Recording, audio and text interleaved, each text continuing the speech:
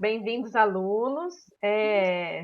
Nós vamos falar hoje um pouco sobre o Renascimento e, como eu tinha dito para vocês, eu ia chamar o professor Max e o professor Gonçalo para contribuir dentro dos estudos e das áreas, das disciplinas deles, né? Com certeza eles vão trazer uma reflexão muito maior do que foi, né, o período do Renascimento.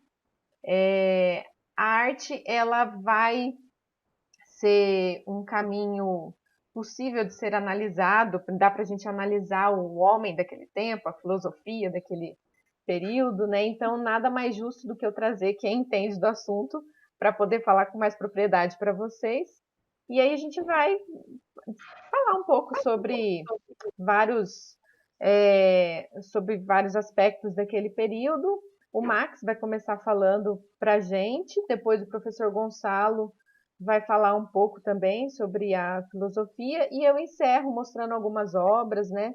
Tentando exemplificar o que eles vão conversar com a gente através dos trabalhos de alguns artistas, ou até sobre a explicação de como se desenvolviam algumas apresentações artísticas naquele período e tudo mais.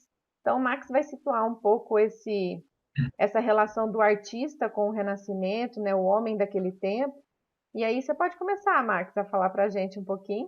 E a gente vai conversando, tá? A hora que a gente sentir a vontade de interromper, a gente interrompe. Tá. Fica à vontade. Quando esses horários falam, nossa, já passou mais de 50 minutos, deixa eu interromper o Max aqui, por favor. Né? Os alunos vão dormir, a gente tem que... Aí... Então, bom dia, Ju, bom dia, Gonçalo, bom dia aos estudantes, aí, as estudantes, todos que estão nos acompanhando. Eu agradeço muito pelo convite, Ju. Nossa, eu acho que é uma forma muito interessante da gente aprender junto, não é? Ao mesmo tempo que os alunos eles vão se situando, a gente também vai aprendendo, recebendo novas perspectivas a partir do olhar do colega também, né? Que as referências são múltiplas. Então, eu venho aqui para falar um pouco para vocês sobre as condicionantes históricas que formam o Renascimento, não é? Uma das primeiras coisas que a gente pode destacar aqui, e é sempre interessante a gente observar isso, que o Renascimento, ele não é exatamente um período histórico, mas ele é um movimento de renovação artística, cultural e intelectual que surge na Europa por volta do século XIV. Se a gente pega aí, por que a gente destaca essa questão, né? Porque o Renascimento não é apenas um período, não é? Ele não é um período, aliás. Porque a gente fala que ele é um movimento dentro de eu diria, de uma ordem cronológica. O que a gente pode notar?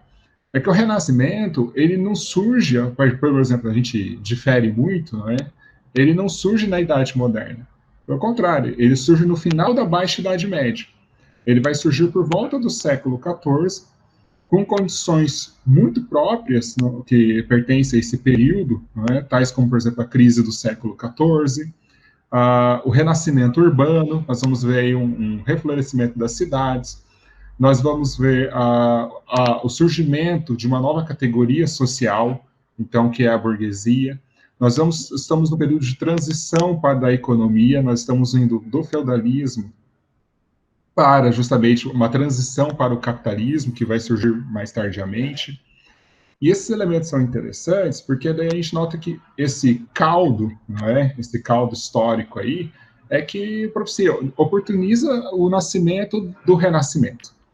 E aí o que é muito interessante, quando a gente pega esses elementos, nós vamos observar que o renascimento ele tem algumas características pertinentes eu diria, a um novo tempo que está surgindo, não é? Então ele vai dialogar ali sempre com a Baixa Idade Média e também com a Idade Moderna que está por vir ali por volta do século XVI e XVII.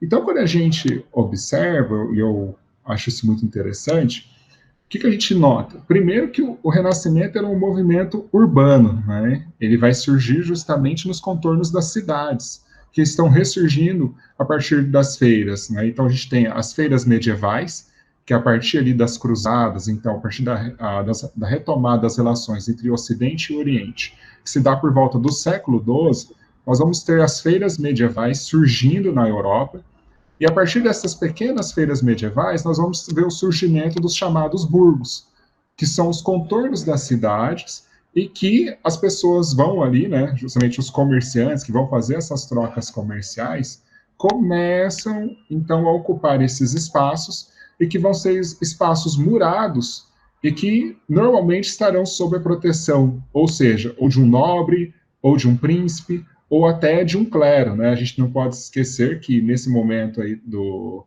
século XIV, século XV, e até anteriormente pode dizer, nós vamos ter muitas cidades episcopais, que isso significa cidades que estavam sob o domínio de um determinado clero mesmo, sob o domínio do poder religioso, né? E aí é muito interessante, porque a gente começa a notar então que esses burgos vão agrupar pessoas que têm atividades em comum, né, relacionadas ao comércio, e que, pagando justamente para usar aquele domínio, estarão ali, de alguma forma, sendo protegidos. Claro que da palavra burgos, nós vamos ver o surgimento da famosa burguesia. Então, essa categoria social que surge, né, e que aí entra um elemento que é fantástico.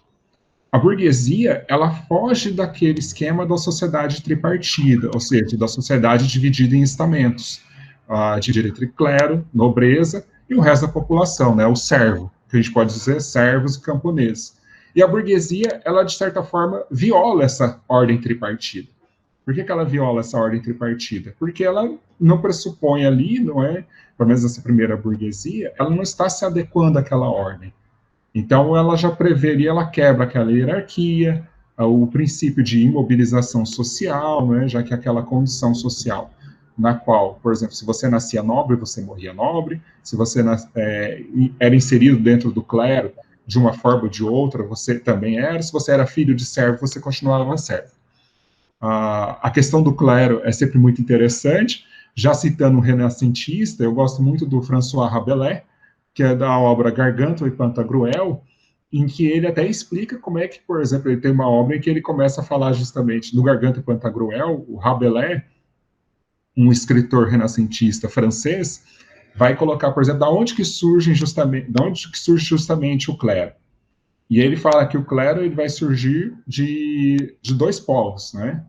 Um que é justamente o sem-pão, que daí ele vai falar justamente o sem-pão, que é uma parte do povo, então, que vai justamente dos servos ou do restante da população, que vai compor parte justamente da igreja, né?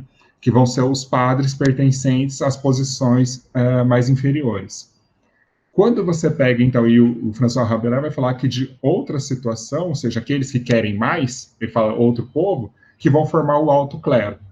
Então, que vão ser os filhos dos nobres que, com medo de dividirem muito a herança, da herança se perder, sejam as terras, sejam os feudos, sejam os demais bens, os nobres vão mandar os seus filhos para a igreja, vão começar a ocupar esses cargos.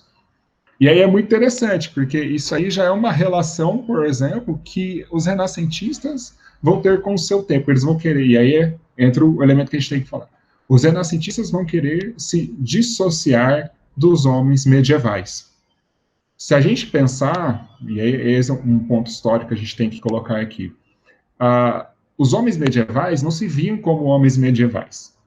Os homens da antiguidade não se viam como homens da antiguidade. Para eles, em seus tempos, eles eram homens do tempo presente, o tempo no qual eles agiam. E aí o que acontecia, que é muito interessante, os renascentistas vão entender que eles pertencem a um novo tempo. Então a gente vai ver justamente a partir dos escritos, seja de Petrarca, seja de André Vesalius, ou seja, de diversos autores que vão colocar o seguinte, que justamente eles vão querer se dissociar do período medieval, e aí por isso eles vão usar o termo Idade das Trevas para se referir ao período medieval, porque a produção cultural, intelectual do período medieval para os renascentistas, ela seria insignificante. Ela não teria nada de valioso. Por que isso, né? Porque os renascentistas eles vão olhar e vão achar que aquela produção estava, de certa forma, muito centralizada, muito controlada pelo domínio da Igreja católica naquele período, né? Justamente a cultura cristã. E aí entra um elemento que é legal também de a gente notar. E aí, como assim? Eles querem se dissociar do período medieval, então eles vão se chamar de renascentistas, né? Então, olha o termo, como é que ele, de certa forma, possui uma audácia, né? Quer dizer, estão renascendo do quê? Mas estão renascendo porque aquele período para eles foi obscuro, foi um período que não gerou nada para eles. E se a gente pensa, então eles vão olhar para onde? Eles vão olhar para falar assim, não, então a gente tem que retomar, né, renascer. Então, para onde que eles vão olhar? Eles vão olhar justamente para a cultura da antiguidade clássica. Então, eles vão justamente olhar para o passado, para a antiguidade clássica, vão olhar de uma forma, com um filtro, né, distorcendo também isso, que foi a antiguidade clássica, a valorizando, a exaltando até demasiadamente, para que falar, olha, a gente tem que se equivaler, a gente tem que se equiparar aos antigos. Então, eles vão olhar para a produção da antiguidade clássica, tanto a romana quanto a grega, e eles vão querer justamente se equivalerem a eles. Eles vão querer se colocar no mesmo patamar que eles. Então, a gente vê, por exemplo, uma nova, uma redescoberta das artes e uma reconfiguração até dos sujeitos ditos artistas nesse momento. Se no período medieval a gente tem um artista desaparecendo enquanto figura, não é? Justamente ele pensando, né? Ele se equiparando à figura de um artesão, ele sendo, de certa forma, as suas assinaturas não participando. A gente vê uma diminuição muito grande da questão do retrato e do autorretrato. Então a gente vê que, por exemplo, isso no período medieval é praticamente nulo. E então a gente nota que lá no período do Renascimento, né, no momento que o Renascimento ocorre, a gente vê justamente um resgate das técnicas, desses princípios da arte e dos princípios do artista, ou seja, da figura do artista. Então o artista ele volta a assinar as obras dele, ele volta a ser figura fundamental na concepção, justamente, e aí a gente não pode esquecer de umas características fundamentais do Renascimento, que é o antropocentrismo, ou seja, né, o homem deslocando a figura de Deus, né, então uma concepção teocêntrica, que era a medieval, a gente vê o homem, nesse caso, ocupando o centro do universo, ocupando o centro das artes, das concepções, do pensamento. Então a gente vê uma preocupação justamente dos renascentistas com assim, o que o homem faz nesse universo, qual é a produção dele e como que ele se destaca, não é? E aí é uma outra característica que a gente pode falar também, que é o individualismo, como é que ele se destaca em relação àquela ideia de coletivo que a cultura cristã inseriu a todos no período medieval. E aí a gente vê, então, o Renascimento, ele faz isso de outra forma. Ele desloca a concepção teocêntrica e coloca a concepção antropocêntrica.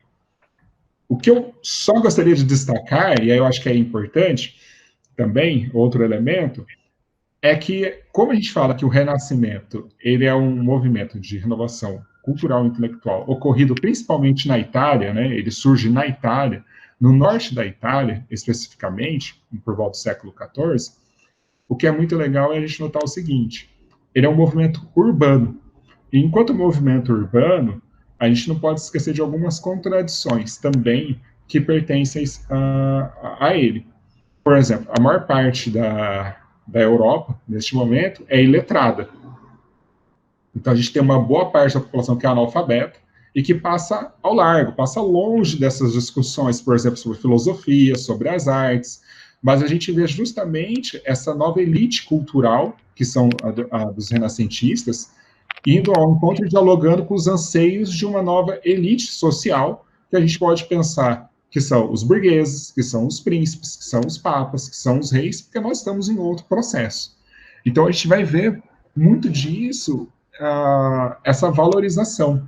Né? Então a gente não pode esquecer que a maior parte da população é analfabeta nesse período, cientificamente, culturalmente, pelas letras também. Então, a gente nota que esse movimento ele se restringe a um grupo de pessoas.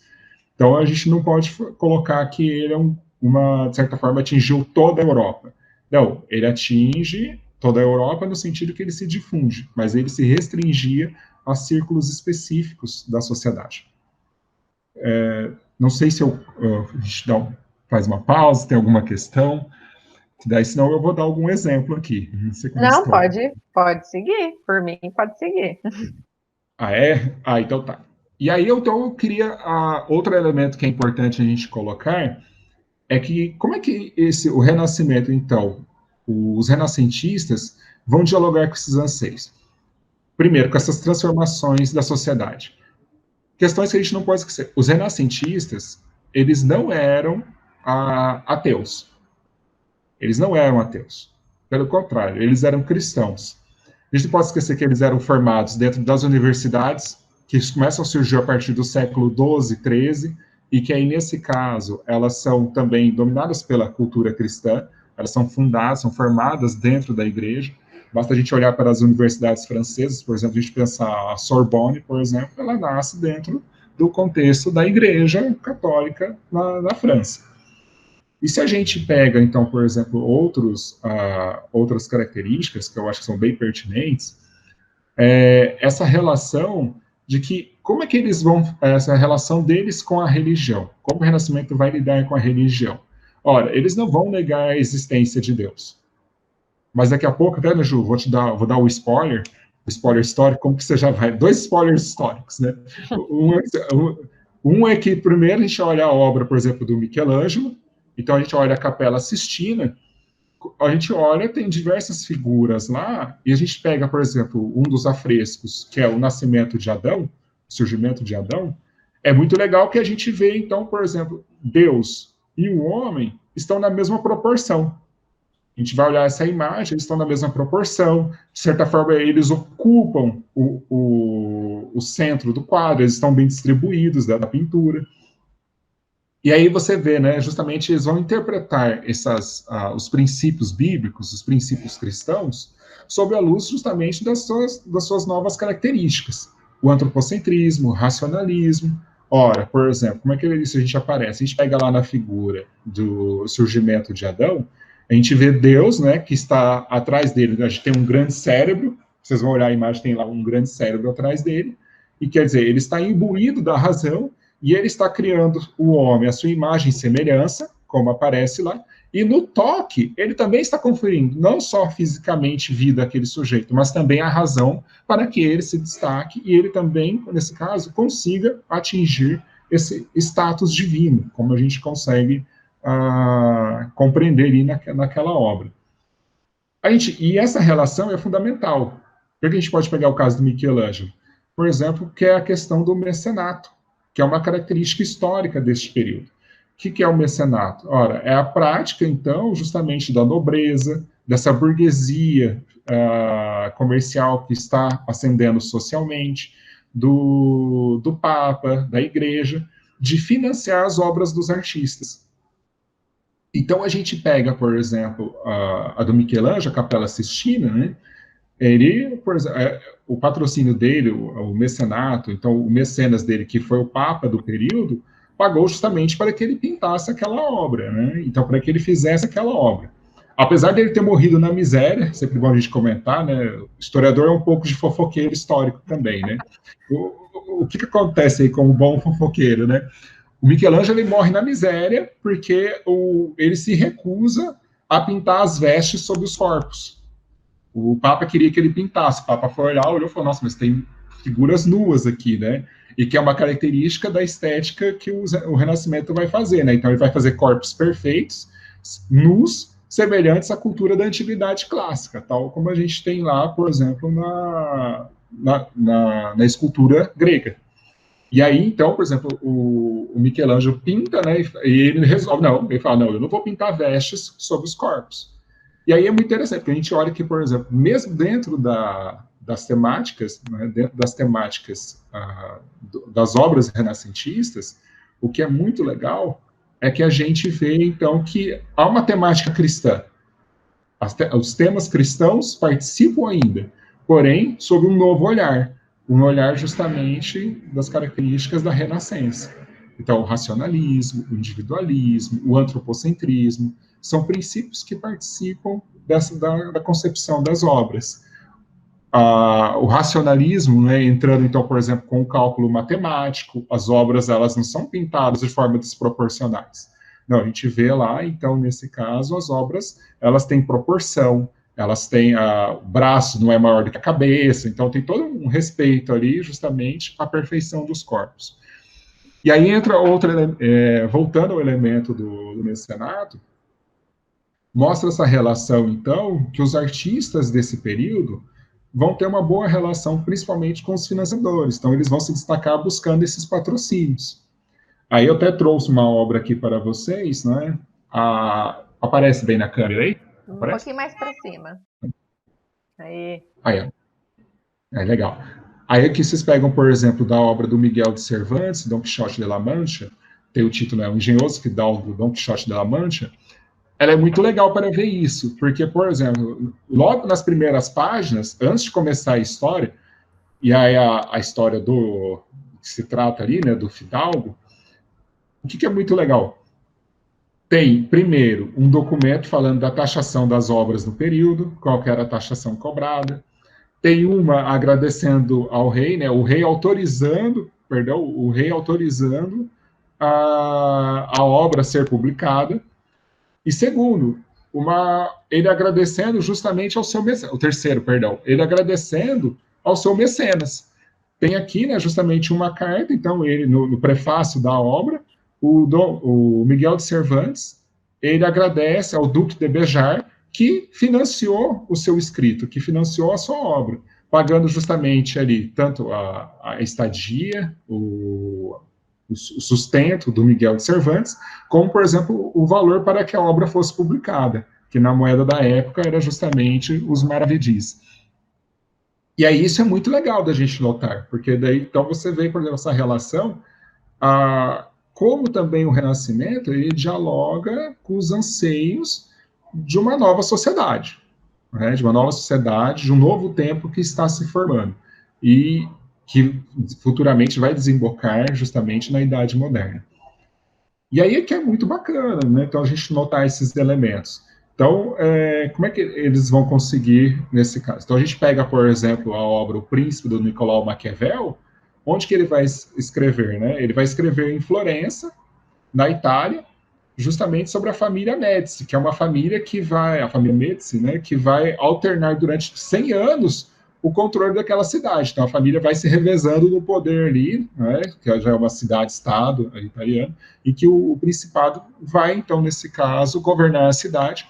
E o Maquiavel se inspira para ver as práticas, justamente políticas, que aquela cidade, como aquela família conseguiu governar aquela cidade. Então é muito bacana então, quando a gente observa esse elemento. Não é? Então, essa experiência histórica pela qual os homens do Renascimento vão participar, os artistas, vai fundar muito das suas obras. Então, isso acho que seria assim, os grandes elementos que eu penso que são importantes da gente abordar aqui. Entender, então, que esses renascentistas, eles vão se inspirar na cultura greco-romana para suas obras, porém não quer dizer que eles vão negar o cristianismo e não quer dizer que eles vão negar a sociedade deles. Pelo contrário, eles vão dialogar com esses novos valores que estão surgindo dentro da sociedade também, buscando ali justamente amparo, buscando ali diálogo com essas sociedades, entrando em conflitos também, não é? Então, por exemplo, daqui a pouco a gente pode até comentar sobre isso, como, por exemplo, a anatomia, que é justamente os estudos anatômicos que voltam a partir das universidades do século XIV, vão ser fundamentais para que os renascentistas consigam entender, dentro das artes, os corpos. Então, pintar os músculos, as veias, as artérias, as expressões. Então, a anatomia vai ser fundamental, que dialoga. Então, ciência e arte, nesse momento, estão mais relacionados também. Certo? Eu não sei se a gente toma uma pausa aqui. Não, tá legal. Eu só queria te aproveitar e perguntar uma coisa que sempre surge quando eu estou falando, na verdade, sobre arte moderna. Eles confundem com idade moderna. Aí eu digo que a arte moderna não tem a ver com a concepção, a divisão histórica, não sei como é que fala, de idade moderna. Então eles confundem um pouco e eu também. Aí eu queria que você ajudasse a esclarecer aqui. Uhum. Esse período, por exemplo, do Renascimento, em que o Renascimento se encontra, é porque é o seguinte, ele não é assim consolidado em termos de nomenclatura, né? Então, por exemplo, em termos de datação. Eu gosto de abordar da seguinte forma: esse período do século XIV, XV e XVI, para mim nós vemos ali três questões fundamentais dentro da história. Uma é o Renascimento, marcando a transição aí da Baixa Idade Média para o período moderno. Outra é justamente a Reforma Protestante. E assim, a cereja no bolo do período histórico aí para mim é justamente a expansão ultramarina, quando tem aí o encontro então dos povos europeus com o que eles vão chamar o Novo Mundo, né, ou ainda os povos ameríndios. Para mim, esses três elementos são fundamentais, porque eles vão marcar então transformações culturais, intelectuais, econômicas, sociais. Então a gente vê novas práticas e representações a partir disso. Quando que para mim a gente começa a ver realmente assim o que seria a Idade Moderna, não é, que vai até ali por volta até antes do século XVIII, né? Sistematicamente a gente coloca ali quando surge a Revolução Francesa, a gente chama de período contemporâneo. Então, quando a gente chama de idade contemporânea ali, né, até os dias atuais, a gente chama tudo de idade contemporânea, até que ocorra uma nova revolução, algum fato muito marcante, né? Mas então, esse período ali, por meados do século XVI, XVII e até quase o final do século XVIII, a gente chama ali de Idade Moderna. Porque daí a gente tem esse momento, por exemplo, que essas características pré-modernas se consolidam. Então a gente vai, então, por exemplo, ver esse fortalecimento dos reis, dos príncipes, né, a volta do Estado absoluto, a construção do Estado absolutista, perdão, o sistema colonial de exploração, a gente observa neste momento também, então essa relação com as colônias, então a gente vê uma nova forma de Estado surgindo, a gente vê também outro elemento que é bem legal, né, então, apesar de que, quando a gente fala da sociedade tripartida, da questão dos estamentos, das ordens do período medieval, a gente vê isso muito marcadamente até na França do século XVIII. Os resquícios estarão sempre lá, né? Mas história é sempre o estudo das transformações e das permanências, então não tem como negar. Vão ter os resquícios do período medieval. Só que, por exemplo, o período moderno, ele, de acordo com as minhas referências ali do período, para mim, as características de uma sociedade tripartida estão em xeque a todo momento. Tanto é que os países que, a princípio, entram no século XVI, tais como Portugal e Espanha, ainda muito vinculados a essa sociedade tripartida, rapidamente vão ter que se desfazer deles. Vão ter, assim, no século XVII, eles já enfrentam crises porque essa sociedade tripartida já não se aplica mais aí justamente a uma economia que vai ser o capitalismo, que não dá para você por exemplo, pensar uma sociedade tripartida que exige muitos recursos, né? Pensando, até a gente estava conversando agora há pouco, é sempre importante destacar a nobreza, né? Qual que é uma questão que diferencia justamente os dois primeiros estamentos aí, o clero e a nobreza, justamente do servo. A clero e a nobreza, eles não trabalham com as mãos. Então, assim, eles não podem exercer ofícios manuais. E até as atividades comerciais vão ser mal interpretadas, né, para eles, vão ser poucos os nobres, né, vão assim, depois de muito tempo que os nobres vão entender que eles precisam, de alguma forma, trabalhar porque depender apenas das rendas, né, por exemplo, do uso das terras concedidas ali aos servos, não é suficiente. Então, esses valores aí é que a gente sempre, o que eu entendo, Ju, é que o século XIV, XV e XVI, o XIV, a gente tem até meados dele, a gente tem mesmo a sociedade medieval, e o restante que eu vejo até o século XVI é uma transição para a Idade Moderna, para ela se consolidar. O século XV e XVI, para mim, eles são assim, eles são séculos de transição, em que a gente observa, né, e principalmente quando a gente fala da Europa Ocidental, ela é muito ampla nas características. Então, por exemplo, se a gente pega a sociedade tripartida, que eu estou falando para vocês, na França ela é muito forte. Só que a gente pensa, por que o Renascimento ele surge na Itália? Porque a sociedade tripartida, essa sociedade estamental, lá ela não é tão consolidada. Pelo contrário, o que a gente observa é que justamente as condições da sociedade italiana vão permitir o surgimento do Renascimento. Então eu observo assim, a arte moderna ela vem lá no período contemporâneo e o Renascimento ele vem nesse período de transição do medieval para o moderno e depois eles consolidam no moderno, né, que a gente vai ter então o Renascimento em outros países, né, o que é muito legal de ver essas diferenças. E aí a gente vê o período moderno consolidado mesmo a partir de meados do século XVI. Eles vão confundir mesmo, porque a arte moderna que a gente estuda é a arte do século XX, as vanguardas Uhum. europeias, e a arte contemporânea, uma arte produzida e diferenciada a partir da década de 60, 70. Então, Uhum. É, desfocado desse período aí. os termos não batem, né? É legal, né?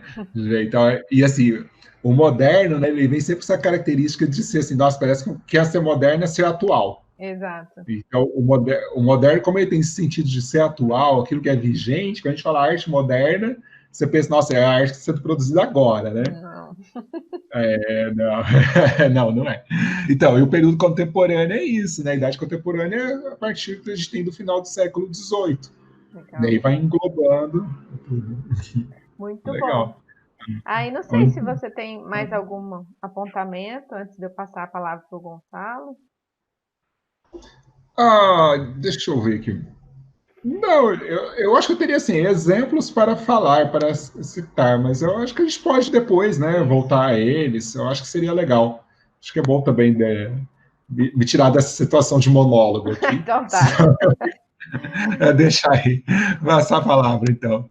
Obrigado, Ney. Não sei se eu esclareci tudo também que estava sendo pensado. Se tiver alguma questão, Ju, que você acha que é legal aí para que não ficou evidente, por favor, viu? Não, acho que eu peço as contribuições quando eu for mostrar alguma obra, aí vocês ajudam aí a contextualizar tudo. Gonçalo, agora Beleza. é com você. Bom dia, boa tarde, boa noite, boa madrugada, o momento que os jovenzinhos e a jovenzinha foram acessar o vídeo. Eu agradeço o convite da Juliana, é um prazer estar aqui remotamente também com o Max, e é sempre muito interessante. Eu entendo que esse tipo de momento contribui ao aluno ou aluna para que ele entenda que são áreas humanísticas, áreas de conhecimentos, que contêm muitas especificidades, mas dialogam muito. Então, alguns conceitos são fundamentais, e eu, particularmente, gosto muito de conceitos, né? Entendo que se você domina o conceito, entende a teoria, você contextualiza, e a contextualização é muito importante. Então, antes de entrar na questão do renascimento para a filosofia, eu vou contribuir um pouquinho em relação à estética. O que nós chamamos de estética, na filosofia, ela tem uma construção muito específica. Então, esse conceito de estética, ela surge no século XVIII, com um filósofo alemão chamado Alexander Baumgarten. Então, ele que é o criador desse conceito para a filosofia, entende que é um conhecimento que vem do sensível. É um conhecimento que dialoga muito com a percepção de beleza, que dialoga muito com a questão da arte. Só que o desenvolvimento dessa associação da sensação e o sentimento e a racionalidade, a filosofia amplia esse conceito. Então, de uma forma muito específica, conceitual, o que é estética para a filosofia. Então, para a filosofia, a estética é um ramo do conhecimento filosófico, que estuda racionalmente as propostas e os valores das obras de arte e como essas propostas e esses valores ocasionam um sentimento nos seres humanos. Então, vou repetir. O que é estética para a filosofia? É um ramo de conhecimento. É um estudo racional dos valores propostos pelas obras de arte e como esses valores e essas obras ocasionam, suscitam sentimentos no ser humano. Então, o estudo desses sentimentos ocasionados em relação à experiência, à recepção estética da obra de arte, é o que nós chamamos de estética. Então, note que eu acho, né, Juliana, quando vocês sobre estética, é um conceito muito próximo do diálogo com a beleza da arte, ou algo parecido. Aí a filosofia, como é característica da filosofia, complica bastante. Então, o que é o belo em relação ao feio? Existe o feio em relação ao belo? Então, aí nós entramos nessa discussão que é extremamente conceitual, filosófica, que é característica da filosofia. Então, nós temos aí as escolas da história da arte que nós também ousamos discutir, a estética renascentista, a estética realista, a estética medieval, a estética socialista e por aí vai. Muito bem, em relação ao Renascimento, para a filosofia, esse foi, como bem disse o professor Marx, um movimento fundamental. Por que foi um movimento fundamental? Porque ele recoloca novamente o ser humano como foco, no caso, na filosofia, para a reflexão filosófica. Então, aí nós temos, eu particularmente entendo que esse movimento é uma consequência da expansão das universidades. Eu entendo isso, cuidado, é uma reflexão minha, do professor Gonçalo. As universidades foram fundamentais, porque esse movimento, essa essência de trazer uma discussão novamente em relação ao ser humano, não surgiu do nada, de um único indivíduo. Ele surge justamente desse desenvolvimento. E no nosso livro didático de filosofia, na página 116, nós trabalhamos isso no primeiro ano, a questão dos universais, a gente até se assusta da época que as universidades começaram a se desenvolver na Europa. Então, antes de 1270, nós já tínhamos, na Itália, universidade em Vicenza, Pádua, Reggio, Bolonha, Arezzo, Roma, Nápoles e Salerno. Então, já tínhamos universidades na Inglaterra, Oxford e Cambridge, na França, Paris e Orleans, na Espanha, Valência e Salamanca, depois de 1270 até 1350, e nós temos um desenvolvimento maior em Praga, na Itália, em Treviso, Perugia, Pisa, Florença, Vercelli, Avignon, na Espanha também, Portugal, Coimbra e Lisboa. Ou seja, é um momento onde, apesar do controle da igreja, não há como você impedir das reflexões racionais que ali surgiram. Então, na filosofia, nós dialogamos muito do período renascentista na colaboração para a filosofia em relação ao humanismo. Então, esse humanismo que surge através da consequência do próprio Renascimento, aí nós dialogamos muito com a contribuição de Francesco Petrarca, como bem ali já citou Marx. Nasceu em 1304, 1374, morreu em 1374. E foi criado na região ali de Florença. O seu pai havia sido expulso de Florença. Então, a formação dele é muito boa, intelectual muito bem formado. As informações que nós temos em relação a ele, que era um filósofo, eu entendo dizendo o seguinte: tem contribuição filosófica, literária, mas principalmente poeta, é um inventor do soneto. Então, ele foi um dos primeiros a fazer essa reflexão, criticando a dialética, criticando a lógica, que estava muito presente na moral cristã, na própria construção do período medieval, e traz a eloquência do discurso, da palavra, como fundamental para fazer esse resgate.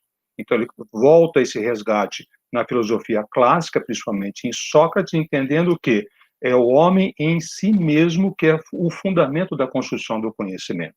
Então, conhece-te, conhecer a ti mesmo. Então, essa expressão de Sócrates é resgatada, uma posição muito intimista, uma relação onde o ser humano passa a ser o responsável dessa produção do conhecimento, num contexto muito ligado ao Renascimento italiano, como bem disse o Marx. Mas nós temos como consequência desse processo essa construção humanista também no período, logo em seguida, de Leonardo Bruni. Aí o Marx conhece mais e melhor, porque ele é muito conhecido como um dos grandes contribuidores para a historiografia moderna, o historiador moderno.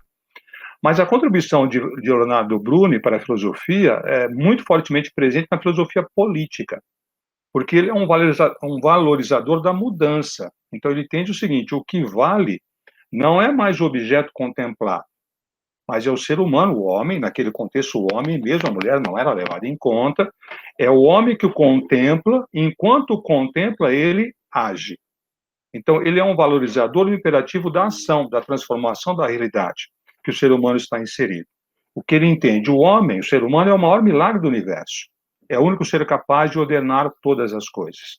Então, a contribuição de Petrarca e depois de Bruni desembocam na filosofia política e Maquiavel. Então, eu costumo dizer que a grande contribuição do Renascimento se dá na área da política. Depois, em contexto muito próximo, falando aí em décadas, quase séculos, no racionalismo. Mas eu costumo dizer, na filosofia política em Maquiavel, essa contribuição de Bruni foi muito forte. Então, Maquiavel é o primeiro, eu costumo dizer, Maquiavel já resolveu isso para nós. Não entenda a política num contexto moral, num contexto religioso. A política tem que ser entendida como em si só. E a política através da ação humana. Então, os conceitos de virtude e de fortuna em Maquiavel é muito centrado na prática do ser humano. Se esse conceito de virtude grego, de virilidade, de coragem, em Maquiavel não. Em Maquiavel, essa virtude é a sensibilidade da racionalidade, do entendimento do jogo político. E o que ele entende de fortuna não é uma questão de virilidade em relação a Deus a fortuna, mas é justamente esse racionalismo, essa ação transformadora da política de entender o momento adequado, a sorte, o acaso, para poder agir na conquista, manutenção e expansão do poder. Então, eu gosto muito de Maquiavel, entendo como um autor que ainda é extremamente contemporâneo e já é injusto a contribuição do Renascimento para a filosofia política. Bom, na epistemologia, na teoria do conhecimento, aí nós tivemos contribuições, processo um pouquinho posterior, mas muito fortemente ligado a esse resgate da reflexão filosófica em relação ao ser humano. E aí nós temos os filósofos clássicos desse período, principalmente no racionalismo em René Descartes.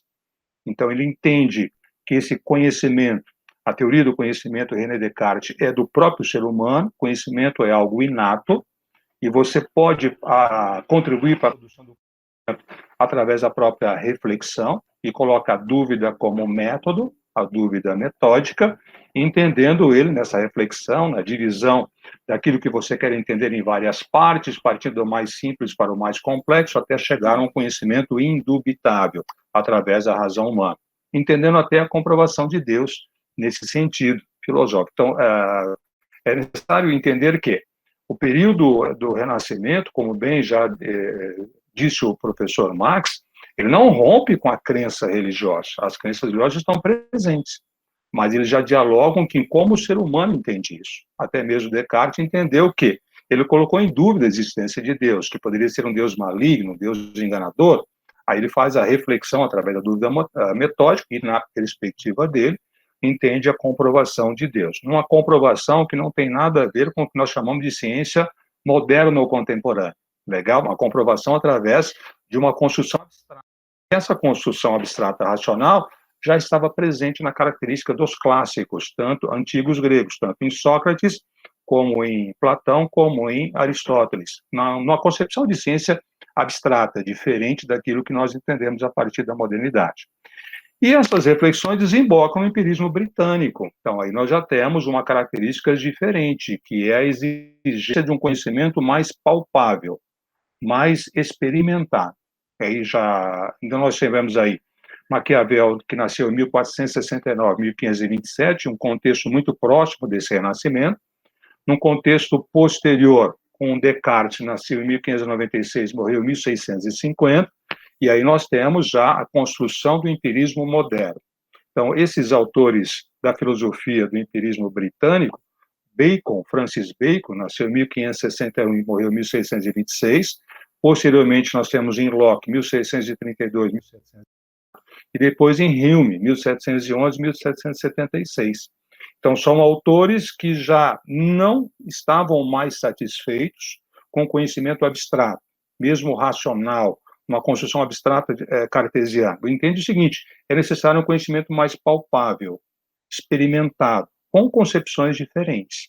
Então, aí Bacon nega o que ele chama de falsa ideia nos ídolos, Locke entende que o conhecimento parte da experiência real material, e Hume dialoga que isso é complicado, porque isso se dá através tanto da própria sensibilidade, uma impressão mais forte, na construção das ideias, uma impressão mais fraca, mas tem que ser experimentado, que desemboca no iluminismo.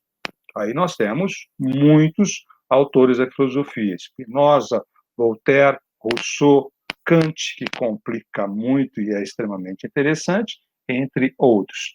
Então, em Kant mesmo, em relação à estética, complicadíssimo e extremamente interessante. O que ele entende de belo, o que ele entende de sublime, que são concepções diferentes. Ao mesmo tempo que ele fala, olha, o belo é universal, mas também não dá para o ser humano entender exatamente o que é o belo.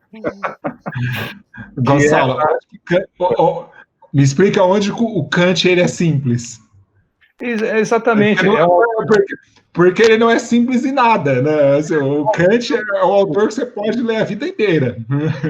Ele vai criticar tanto o racionalismo de Descartes, como ele vai criticar os empiristas, entendendo que esse conhecimento ele parte do conhecimento a priori, que é um conhecimento inato, e do conhecimento a posteriori experimentado. E há um limite nesse conhecimento. Então, ele é brilhante nesse sentido, trabalhando muito com a subjetividade, que talvez não seria justamente a intenção dele. Então, notem aí, jovenzinhos e jovenzinhas, a enorme contribuição desse período do Renascimento para a construção da filosofia moderna e contemporânea. E na contemporaneidade nós vamos ter uma crítica a isso, né? Que é a crise da razão. A razão em si só filosófica ela não é suficiente para poder trazer o conhecimento para nós. Aí é a discussão que nós vamos ter mais à frente. Ok? Muito bom, Gonçalo. Querem falar mais alguma coisa? Posso Posso só aproveitar aí o gancho que o Gonçalo deu? Nada a ver. É muito legal, né? Porque tanto assim, dois elementos, né?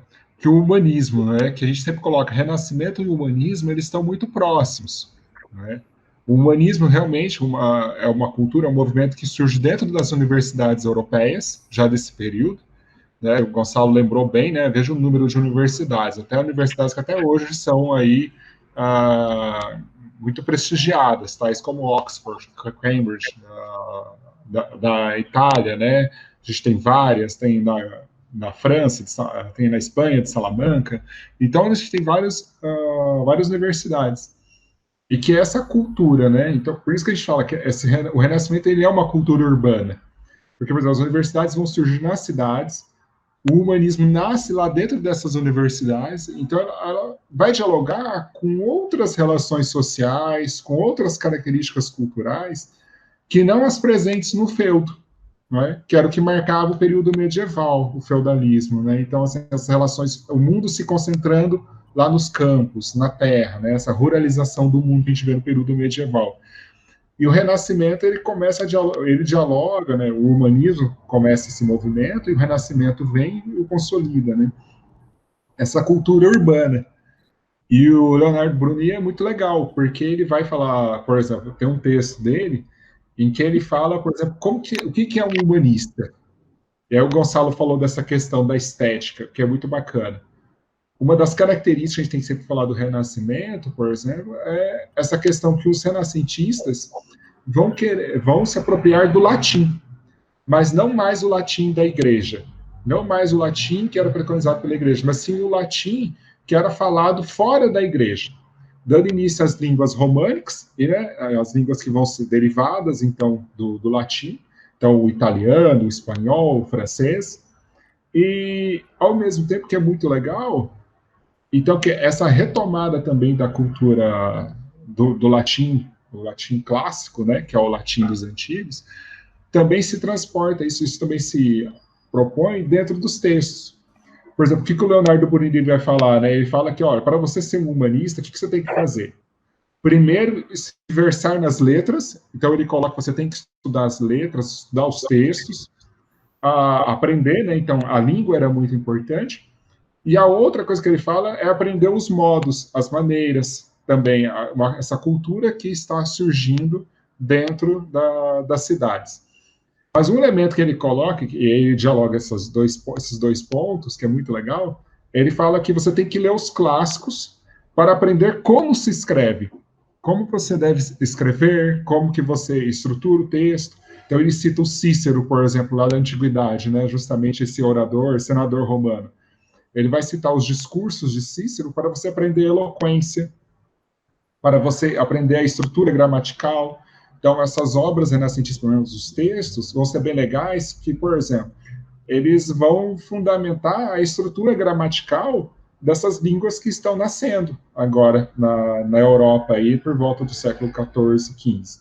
Então, esses textos, dialogando com o latim, que já não é mais o latim da igreja, vão dar origem, posteriormente, às línguas que são faladas pela população. Então, isso é muito bacana mesmo da gente notar, né? Como que essa cultura da antiguidade também aparece para eles, a retomada da cultura clássica, como inspiração, que eles têm que ler os textos antigos para eles escreverem novos textos. Né? Até, posso dar mais um exemplo? Pode. Deixa eu ver só se meu som está baixo aqui. Ah, legal. Agora vai. E aí, o que é bem legal? Por exemplo, você pega a Divina Comédia, do Dante Alighieri, é maravilhosa. A obra é maravilhosa. Porque, olha só os elementos da cultura clássica que aparecem. Primeiro que ela é escrita em cânticos, ela é escrita em versos. São cantos para, então, se inspirar justamente nas obras da antiguidade. Quem que escreveu justamente na grandes epopeias, né? Quem escreveu as epopeias da antiguidade clássica escreveu no formato de cantos. Então, a gente pega o Homero com a Ilíada e a Odisseia, a gente pega a Eneida, justamente do Virgílio, e o que é muito legal, na Divina Comédia, do Dante Alighieri, quem vai acompanhar justamente o Dante na descida aos infernos vai ser o poeta Virgílio, que é o autor justamente da Eneida. Então, a gente vê, por exemplo, a estrutura do texto é para remeter essa inspiração da estética da cultura da antiguidade clássica, e os autores, né, e veja só, ele está passeando pelo inferno, que é uma concepção cristã, e aí volta aquele elemento que a gente colocou aqui, né, o inferno, que é uma concepção cristã, quem vai guiá-lo é justamente um sujeito do paganismo, que é o Virgílio. Então, quem vai guiar o Dante ali, nesse momento, vai ser um poeta da cultura pagã.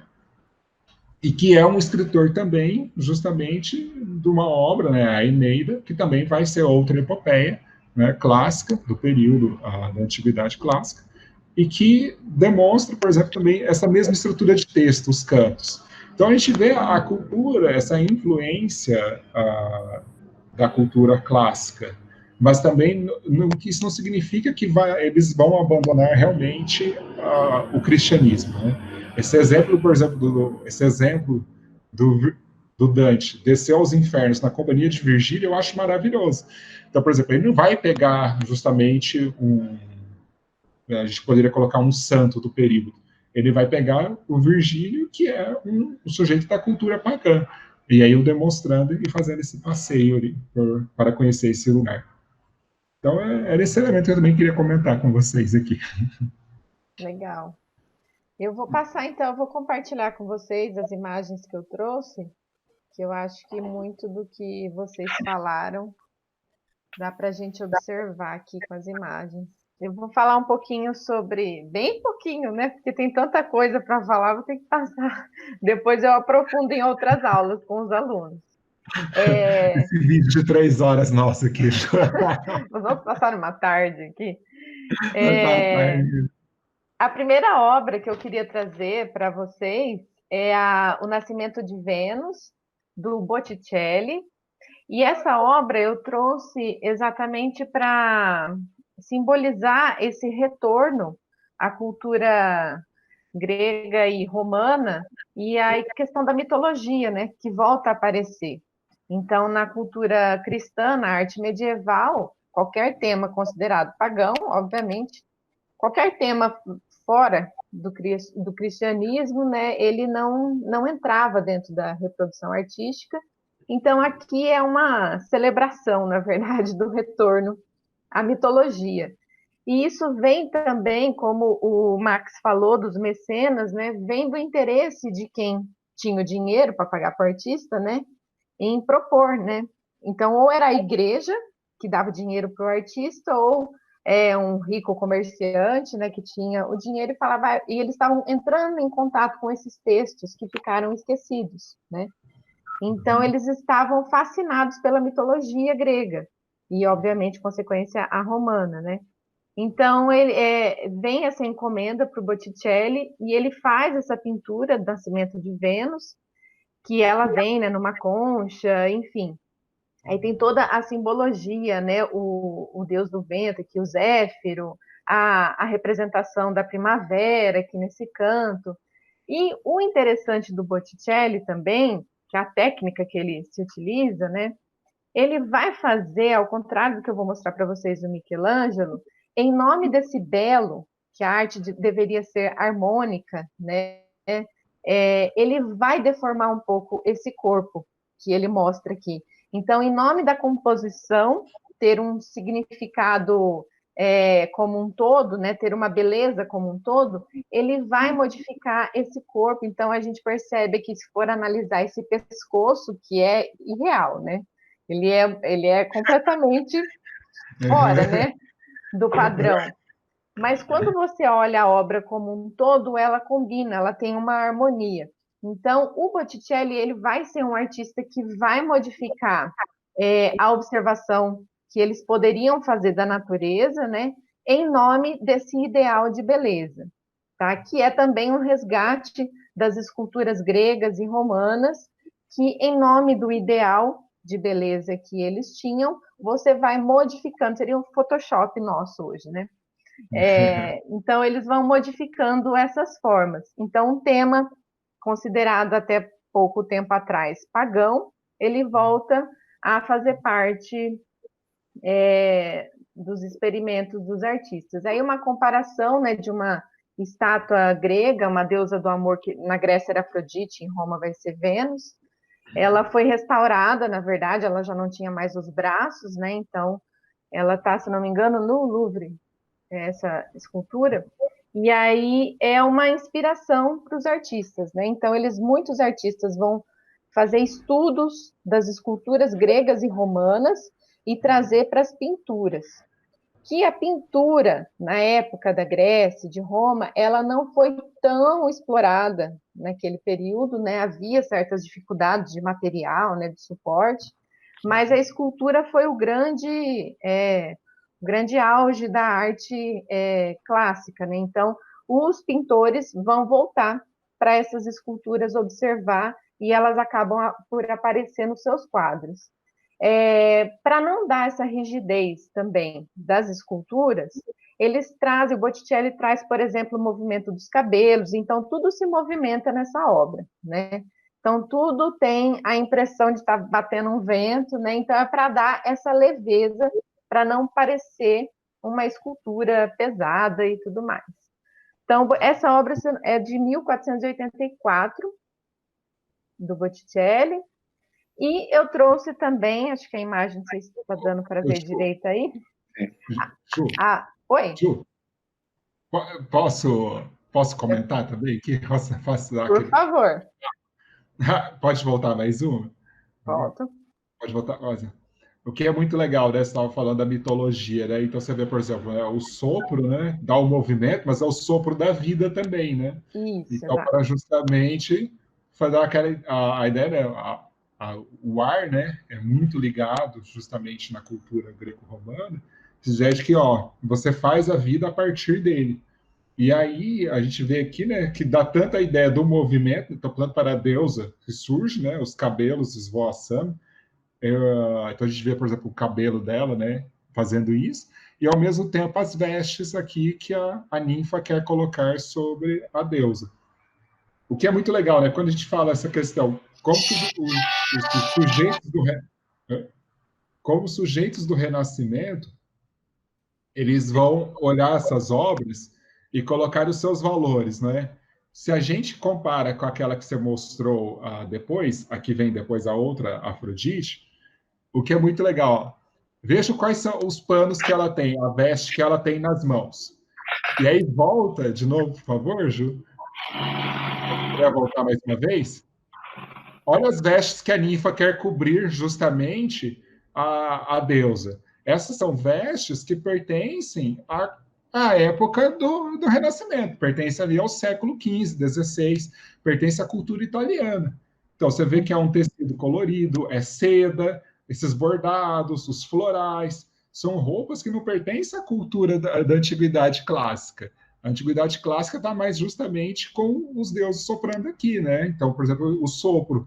Mas essa roupa da Afrodite, eu acho muito legal a simbologia, né? De cobrir esses temas mitológicos, mas é com uma nova roupagem, que é essa roupagem justamente do tempo do Renascimento, das características modernas já, né? Surgindo.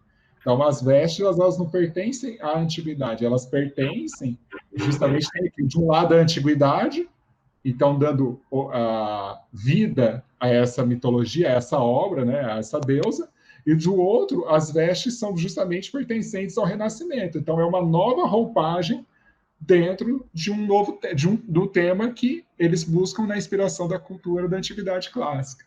É muito legal, né? Então de observar essa Legal. questão das vestes, você vê a ninfa vestida com trajes que não pertencem nada à cultura da antiguidade clássica. E ela cobrindo a deusa, né, indo cobri-la com essas roupas também.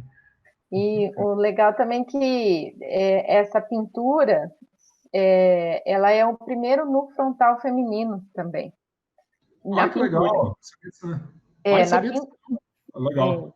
na pintura, né? A gente A tem pintura, as esculturas, mas na pintura ela surge. Então, depois de 1000 anos de arte medieval, praticamente, né? Surge uma surgiu. pintura dessa, né? Ela tá com um certo pudor, né? Não se mostra completamente, mas Legal. esse corpo é interessante da forma como ele se apresenta aqui, né? E legal Uhum. a sua análise também com relação a essa vestimenta do Renascimento, interessante. Deixa eu continuar aqui. Então, aí, para continuar, assim, um dos grandes nomes também dos artistas de pintura, né, principalmente do Renascimento, tem o Leonardo da Vinci, que ele vai fazer a Última Ceia, que vai ser uma encomenda para uma pintura de uma parede de um refeitório num monastério. Então, ele percebeu que nada melhor do que fazer a Última Ceia para pintar esse refeitório.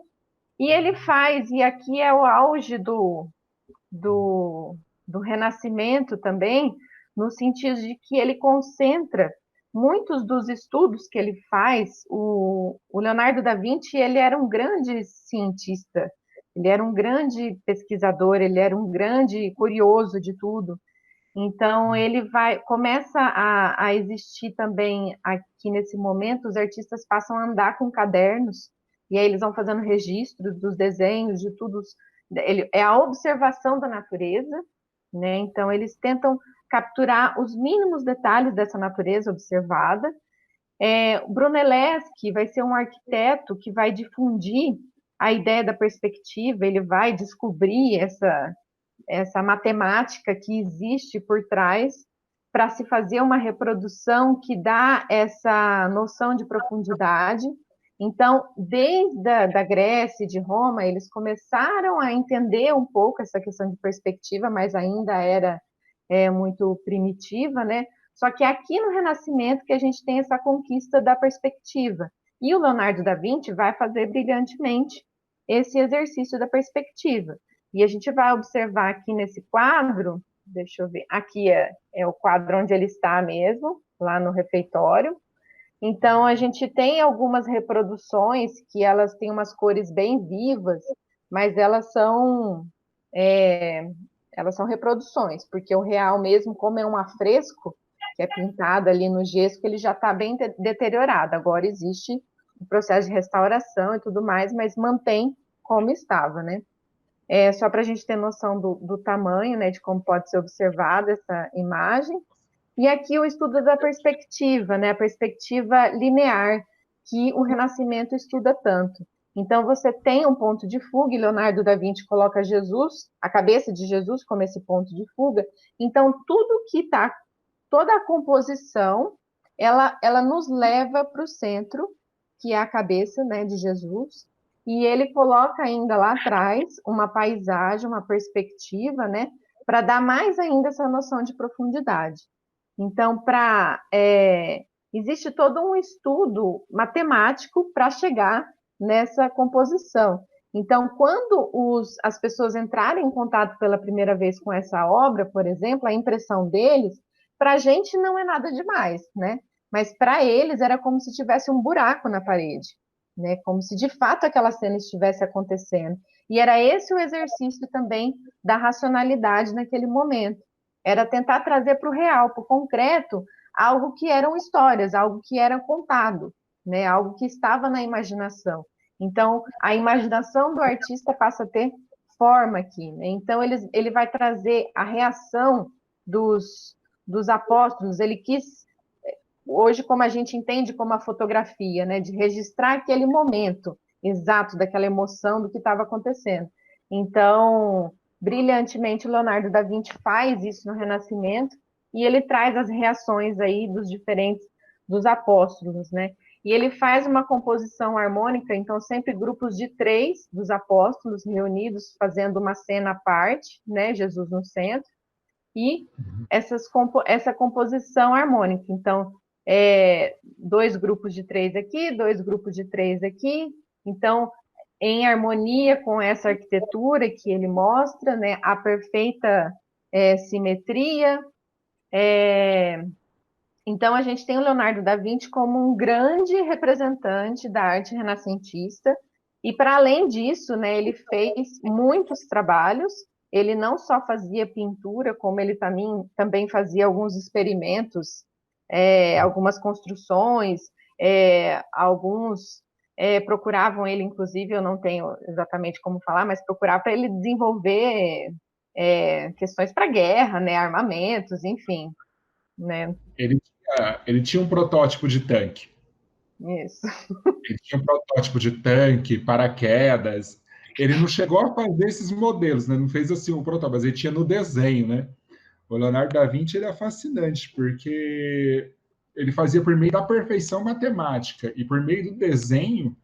Se você seguir o que ele planejou, né, o que ele esboçou, você executa perfeitamente, porque é perfeito, é matematicamente calculado, né, tudo.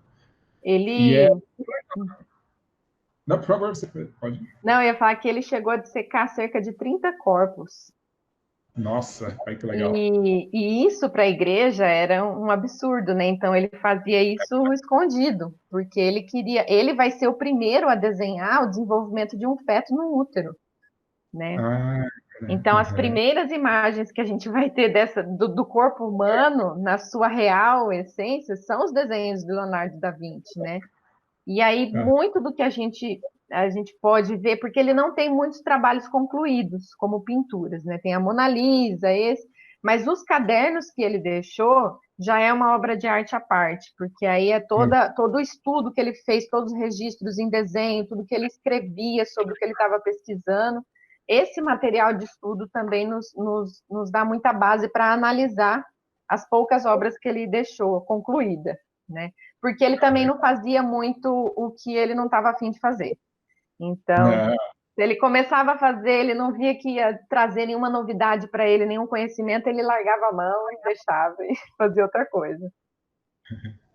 E é legal, né? Tem uma carta do Leonardo da Vinci, eu até dei no ano passado, exercício para essa turma, aliás, a turma do terceiro ano fez, que era uma carta do Leonardo da Vinci que ele pedia o emprego a uma corte. Né? Então ele escrevia a carta e aí ele colocava o que ele sabia fazer. Eu até coloquei, era uma das questões que eu passei uma atividade, uma prova para os alunos do segundo ano, que era justamente em que ele falava: sei derrubar muros, sei construir armamentos que possam destruir castelos. E ele colocava assim, eu achei muito legal, né? Ele é um exemplo fascinante do Renascimento, que ele falava: eu sei fazer isso. Ele marcava muito essa característica do indivíduo. Eu sei fazer. Não não é assim, Deus vai por meio de mim, vai agir, eu vou construir. Não. Eu sei construir, e aí ele destaca essa característica individual que pertence ao artista do Renascimento, não é? Disse realmente assim, o seu alcance, afirmação se dá justamente por meio dos seus feitos que são individuais, né? Então, por exemplo, ele escrevendo essa carta, eu acho muito bacana. Ele realmente assim, eu sei fazer. Muito bom, né? Tem.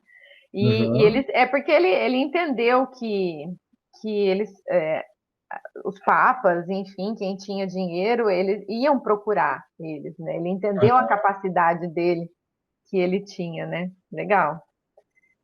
Então, eu trouxe aqui só para exemplificar. A Mona Lisa, eu trouxe porque também, acho que você comentou, né, Max, a questão dos retratos, ele se perdeu durante a Idade Média, né?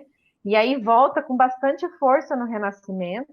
Então, muitas encomendas que fossem feitos retratos, né? E os próprios artistas se autorretratando, né? Como exercício, enfim. E a Mona Lisa, ela é um grande exemplo para uma técnica que o Leonardo da Vinci inventou, né, e que depois foi muito reproduzida, que é a técnica do esfumato. Então, ele vai fazer o que os mestres anteriores, por exemplo, ou até o próprio que o Leonardo da Vinci estudou, se não me engano, foi o Verrocchio, porque os artistas nessa época, eles eram formados pelos grandes mestres, né? Então, se com 12, 11 anos eles já tinham interesse, eles passavam a frequentar os ateliês, né, que hoje a gente chama de ateliê, desses grandes mestres, e ele vai ajudando e aprendendo com eles até começar a se despontar e a ter uma característica própria e tudo mais. Mas é no Renascimento também que o estudo da arte, né, do desenho, da pintura, ele vai para a universidade depois também. Michelangelo vai ser um dos primeiros que vai participar desse processo. Mas até então era esse estudo. E até Leonardo da Vinci, eles estavam tentando trazer um realismo para as pinturas, só que eles acabavam trazendo um aspecto escultórico para a pintura. Então, no desenho ali, para tentando trazer a luz e a sombra, trazia muito uma rigidez que é típico da escultura. Então, a gente vê realidade, vê as dobras das vestes, mas existia uma dureza ali na representação.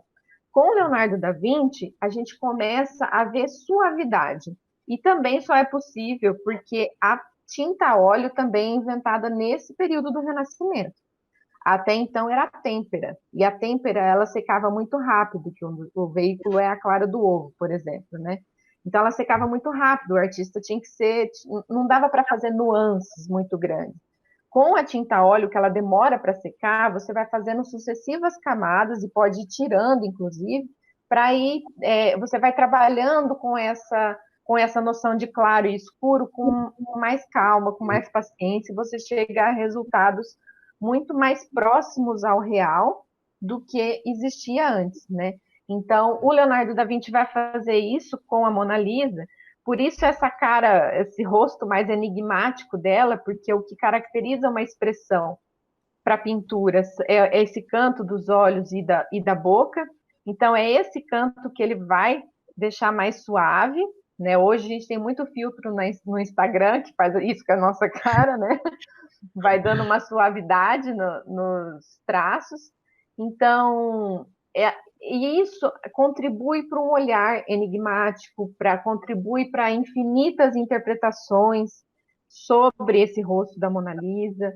Ele vai trazer essa suavidade para as mãos também, a importância de uma paisagem lá atrás para dar essa noção da perspectiva.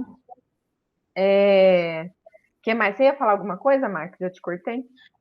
Não, é que é interessante, né? Essa questão dos retratos e dos autorretratos dos artistas, que é uma que além de ser, não é uma forma deles conseguirem recursos para obras que eles queriam fazer separadamente, sem o mecenato. Então, por exemplo, eles prestarem, que nem o caso do Leonardo da Vinci, pintar a Mona Lisa, não é, representá-la, fazer um retrato dela, é porque também era uma forma dele ganhar recursos que ele poderia aplicar depois em projetos que não estivessem vinculados a nenhuma corte, a nenhum príncipe, papa, nobreza ou ainda a burguesia. E aí é muito legal, porque também a gente vê, né, que acaba sendo uma pintura, a pintura de retratos também vai ser uma forma de trazer uma pintura de costumes, não é? Então a gente vê os trajes que ela utiliza, o cabelo vai ser bem interessante. Daqui a pouco a gente pode até ver, por exemplo, de um outro casal, né? Para a gente poder ver, por exemplo, essa aqui é uma mulher italiana. daqui a pouco a gente pode comparar, por exemplo, com uma mulher da região da Flandres, não é? Justamente dos Países Baixos. Então, a gente pode fazer essas comparações. Então, essa pintura de retratos traz também aí justamente os costumes da época, para a gente poder compreender mais também, né? Acaba sendo, para a gente quanto historiador, acaba sendo uma fonte histórica muito interessante, muito rica. Outro ponto que eu esqueci de falar até aqui é a pintura em tela, que também vai ser inventada aqui no Renascimento. Então, até então, as pinturas eram ou os afrescos, que você tinha que pintar em loco, né? Ou a pintura em madeira, o que impossibilitava o trânsito dela, né? É complicado. A pintura em tela, ela vai ser uma grande inovação para essa circulação dessas obras, né? Então, você pinta, enrola, depois você estica ela de novo no lugar que você vai pendurar. Então, isso também facilita bastante a comercialização das obras de arte nesse período, né? Que legal, Ju, sabia disso não. A pintura. Então, e se eu não me engano, aí eu vou falar de coisa que eu não confirmei. Também a primeira pintura em tela é do Botticelli, O Nascimento de Vênus, mas eu precisaria confirmar isso daí, se é isso mesmo. Legal. E é uma grande inovação mesmo, a pintura na tela. A tinta a óleo e a pintura em tela. Prosseguir aqui.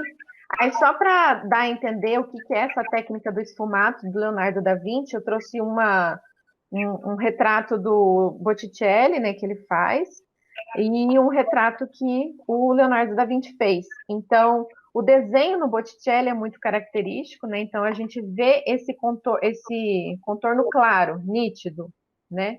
Enquanto que na Mona Lisa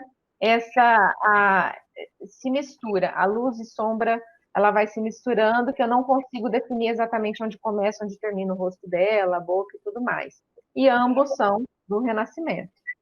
Então, estou dando um foco maior para a gente ver essas diferenças, né? O desenho claro em Botticelli e o quanto o traço some no Leonardo da Vinci.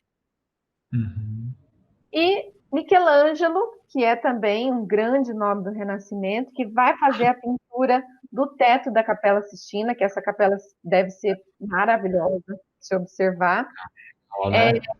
O Botticelli também vai fazer pinturas aqui, não tenho certeza se são essas daqui, essas pinturas. O Botticelli vai compor também alguns grandes nomes, fazem pinturas para a Capela Sistina, mas o teto ficou destinado para Michelangelo, que a princípio, quando foi chamado para fazer essa pintura, chamou uma galera para pintar com ele, mas ele tinha uma personalidade muito peculiar, brigou com todo mundo e falou: vou fazer do meu jeito, e pintou sozinho esse teto.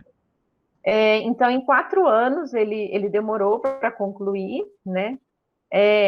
Ele fica deitado sobre andaimes, pintando, né, assim, olhando para cima, e ele vai fazer essa construção maravilhosa de várias cenas bíblicas de profetas anunciando a vinda, né?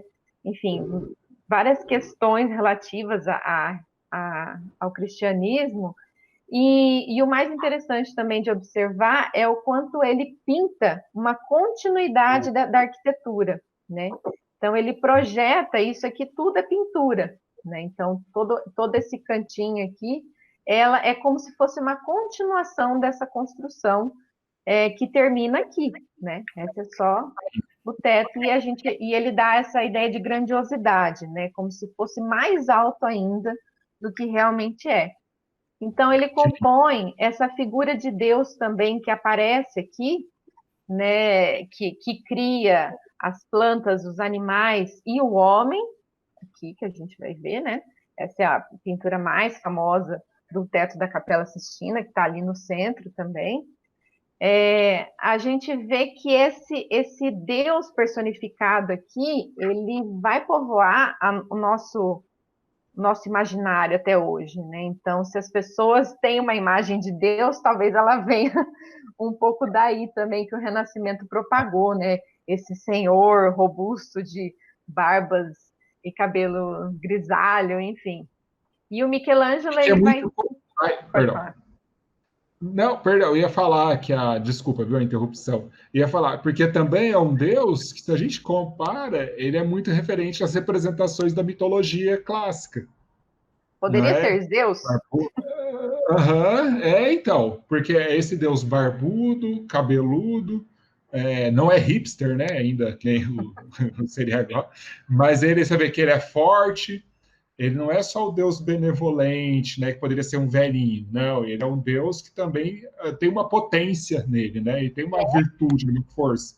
Que é inspirado nas Oi? esculturas gregas e romanas, né? Júpiter, por exemplo. Aham, Ele aham, tem esculturas de Júpiter que é exatamente isso, né? Essa barba, esse cabelo e essa aham, é muito musculoso esse deus, né?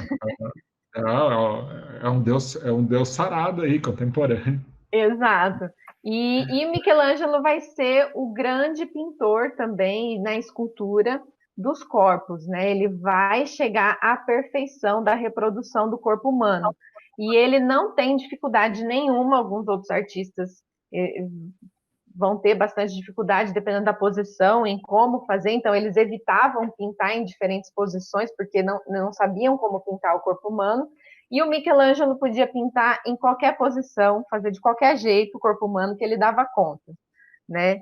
Então aqui a referência ao cérebro também, que o Max já tinha comentado, né?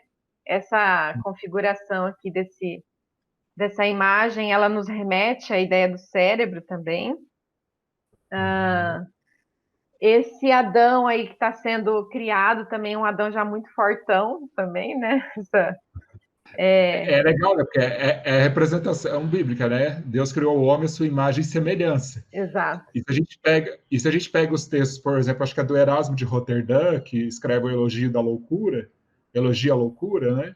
Ele vai colocar, Deus criou o homem à sua imagem e semelhança, e cabe ao homem a se esforçar para alcançar a sua plenitude, para se equiparar, né, chegar a ser próximo de Deus. E como ele faz isso? Por meio das suas criações.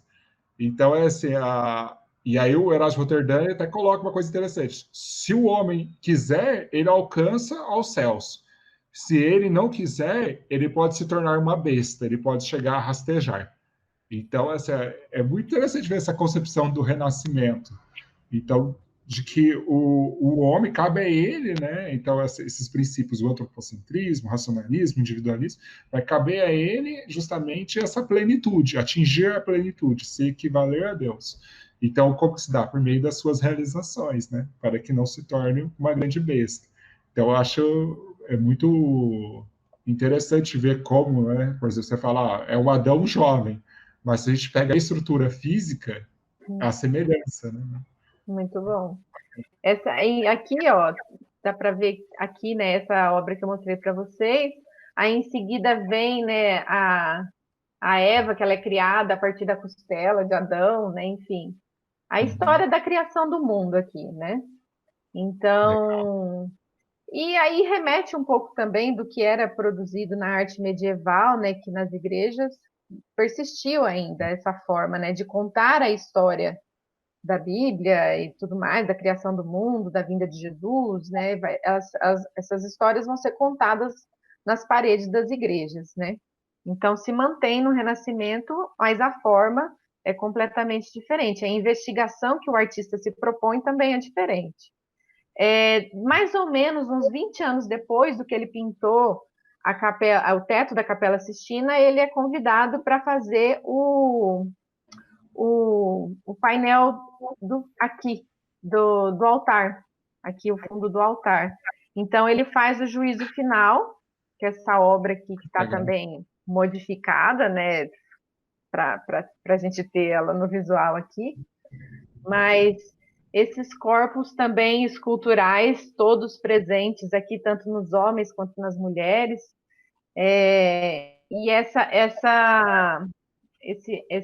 análise que você fez, né, com relação que ele pode se tornar uma besta, né? Então, aparece muito quando você aproxima aqui cenas de homens se beijando e tudo mais, dando uma característica mais animalesca, se caso você não fez o que deveria fazer e você vai para o inferno e tudo mais. Né? Então, ele compõe essa pintura uns 20 anos depois que ele termina o teto da Capela Sistina. Ô, Ju, posso pedir só um minutinho para eu pegar uma água, por gentileza? Como é Pode, que vai mas para essa fala? eu continuo ou você? Você sabe, eu preciso de 2 minutos. Se você quiser continuar, pode continuar. Eu já volto. Eu deixo aqui Tá, ouvindo. tá bom, Bom, tá bom.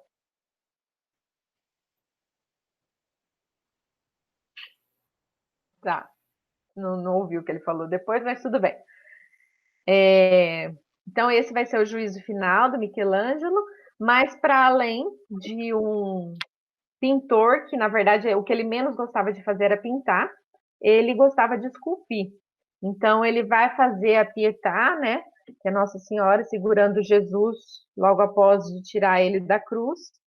É, e ele vai conseguir fazer em mármore um resgate do que os escultores gregos e romanos também faziam.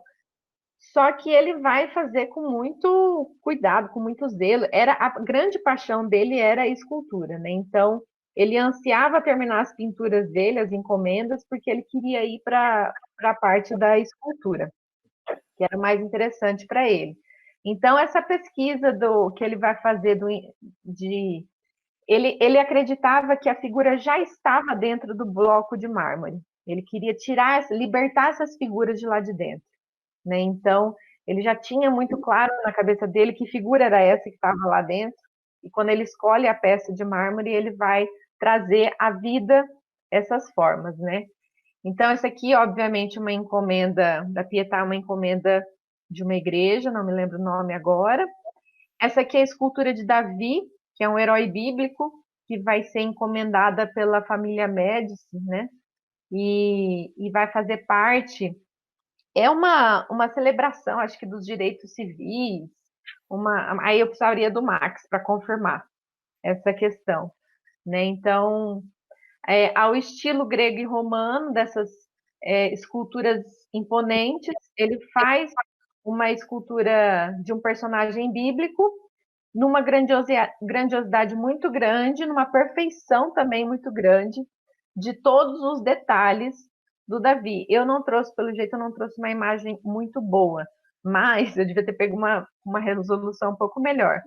Mas os detalhes das mãos, dos pés do Davi é impressionante, né? Fora o tamanho também, a imponência.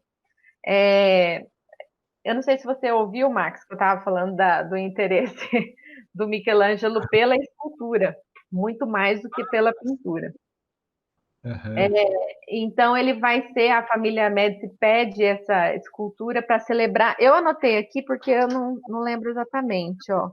Que simboliza o sentimento de liberdade civis que dominavam a República de Florença naquele período.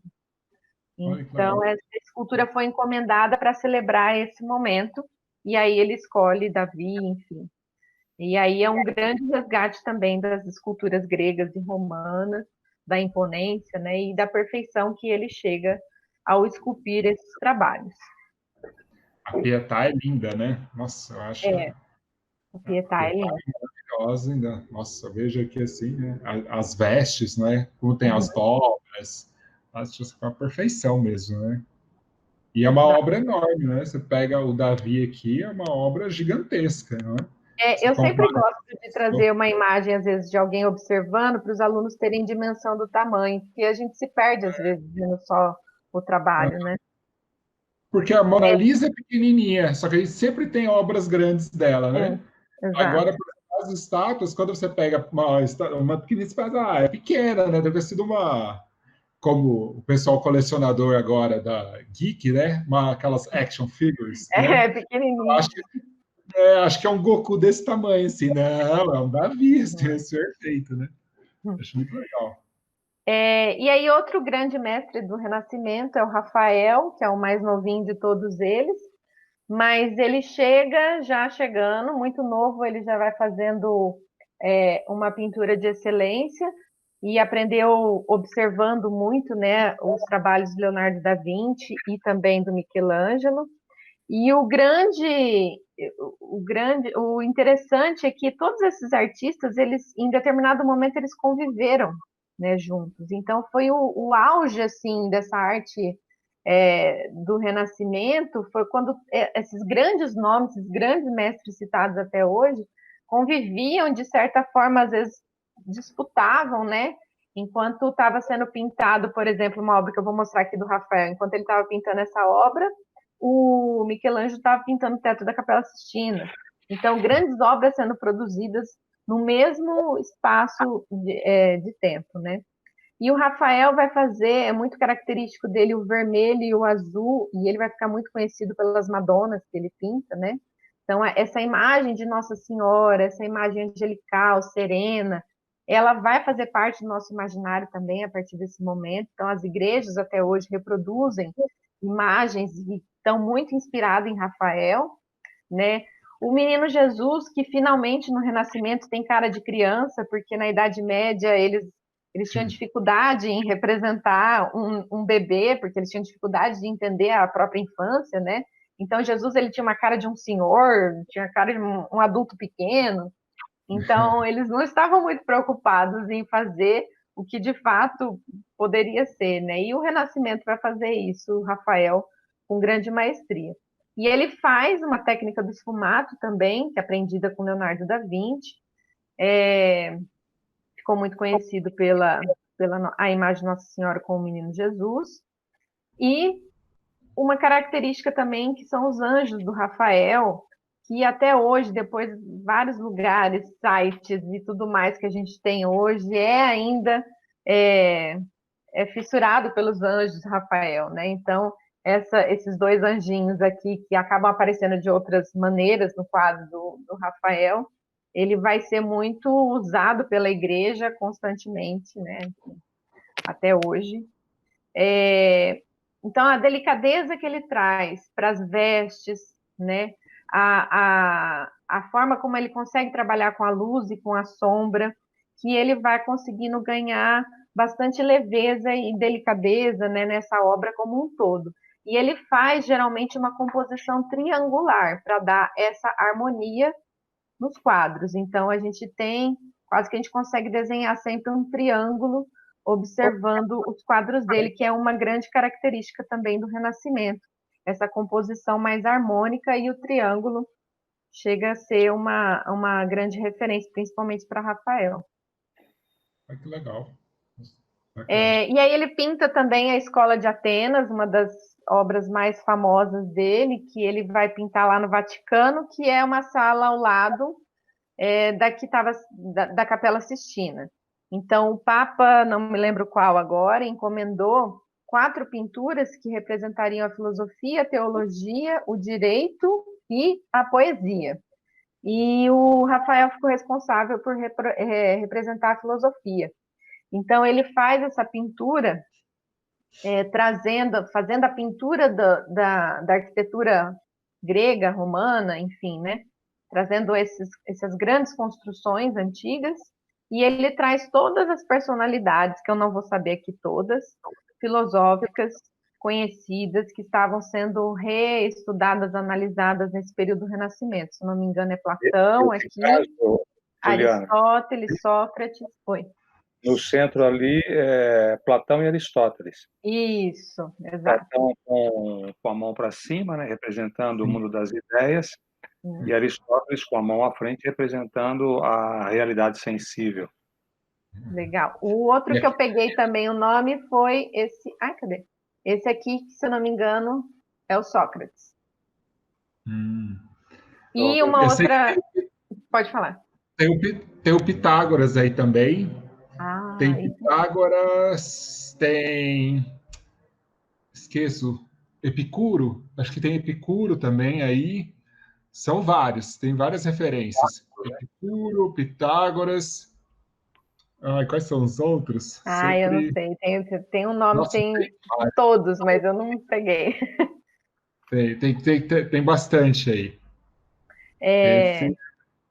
Então, assim, a composição dele bem harmônica também, com relação um pouco, fazendo referência à pintura do Leonardo. Se eu não me engano, ele se inspirou na figura do Leonardo da Vinci para fazer Platão aqui. Então, ele tem a perspectiva linear, né? Então, a gente vai ter uma harmonia nessa composição, né? Que tudo leva para o centro também. Assim como na pintura da Última Ceia, o fundo para dar essa ideia de continuidade, né, como se eu estivesse observando mesmo um buraco na parede. Então, assim, o Rafael, uma grande característica nele também vai ser a cor, né? Ele consegue trazer uma cor bem viva para os seus trabalhos.